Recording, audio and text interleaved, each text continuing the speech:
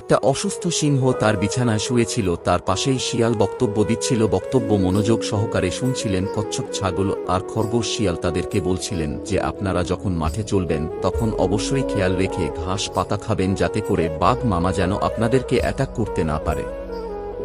কচ্ছপ, ছাগল আর খরগোশ সবাই খুবই খেয়াল করে ঘাস খাচ্ছিল।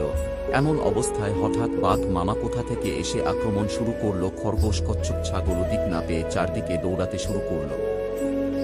অবশেষে সবাই পালাতে সক্ষম হলেও ছাগলটা খুবই নাদুস ছিল, তাই ছাগলটি খুব বেশি দৌড়াতে পারল না।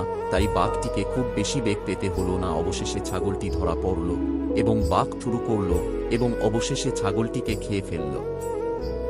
সিংহ মামা বসেছিল এবং একে একে সবাই প্রবেশ করল, ছাগল প্রবেশ করল না। এতে করে সিংহ মামা বসা থেকে উঠে দাঁড়ালেন এবং সবাইকে প্রশ্ন করলেন যে ছাগল কোথায়। শিয়াল উত্তর দিল বাঘ আক্রমণ করেছিল এবং অবশেষে ছাগলটিকে ধরে খেয়ে ফেলেছে। এতে করে সিংহ খুব মর্মান্তিকভাবে দুঃখ প্রকাশ করল, কারণ সে খুবই অসুস্থ ছিল, তার কোন কিছুই করার ছিল না।